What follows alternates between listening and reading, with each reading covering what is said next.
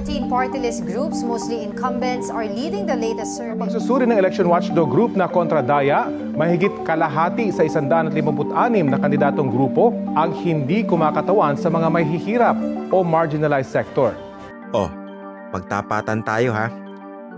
Ilan sa atin yung gets talaga yung party list system? Baka kasi marami nalilito ayaw lang umamin. O baka feeling nila, alam na nila. Sa darating na eleksyon kasi, hindi lang mga senador, mayor at iba pa yung mga lokal na opisyal na iboboto natin.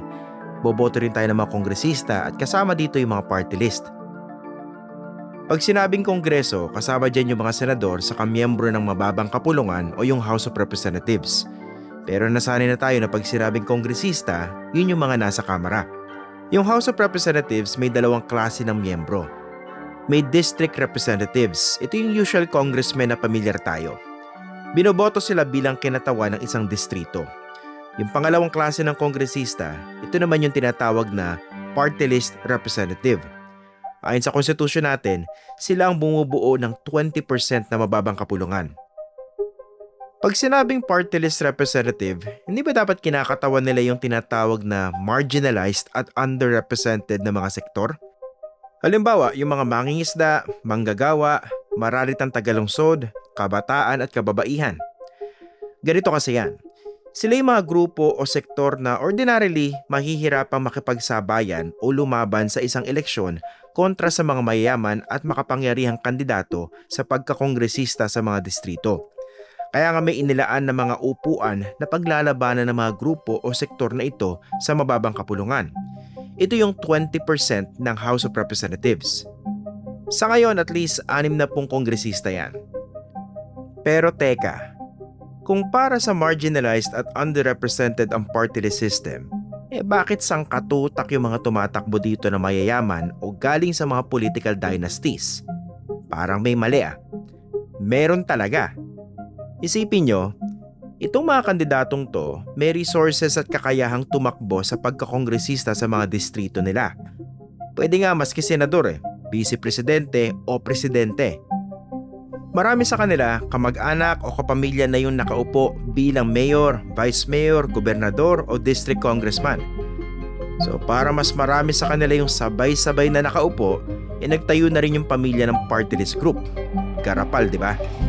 Pero bakit nakakalusot sila?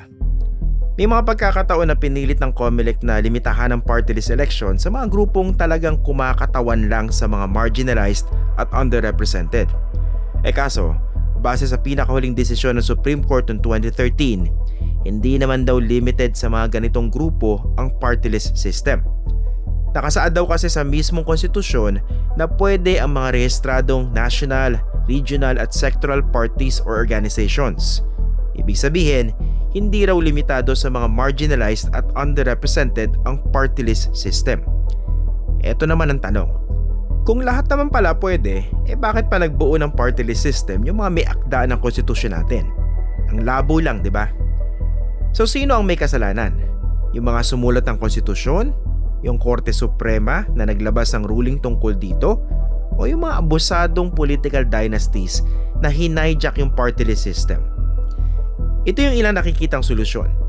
Amyendahan yung mismong konstitusyon para limitahan ang party list system sa mga tunay na marginalized at underrepresented. Pwede ring ayusin yung mismong 1995 party list law. Pero paano mo gagawin to kung malaking bahagi ng Kongreso binubuo mismo na mga kinatawan na nakinabang sa ganitong sistema? Remember, isang major power block na sa Kamara ang mga party list representatives.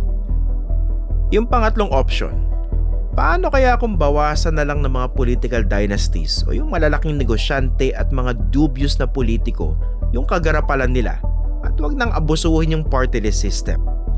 Syempre, pinakamalabo to. Ano tayo? Hello? O may isa pang option. Bakit di natin kilatisin yung mga party list groups na napupusuan natin? Silipin natin mabuti kung sino yung mga nominado. Bahagi ba talaga sila ng sektor na sinasabing nire-represent nila? O pinasok lang nila yung party list group kasi nga tingin nila ito yung pinakamadaling paraan para maging kongresista sila. In short, pinapagana yung pera nila para maupo sa pwesto. Isipin nyo to. Powerful ang mga kongresista at party list o district congressman man yan, Pareho lang ng mga responsibilidad at kapangyarihan yan. Yung sweldo nila galing sa tax natin. Pro tip, kung yung party list group may kandidato o nakaupo na rin sa Senado o sa distrito, magdalawang isip tayo. Ganun ba sila kagaling o sobrang kailangan sa Kongreso para tumakbong sabay-sabay? May tawag dun gahaman sa kapangyarihan.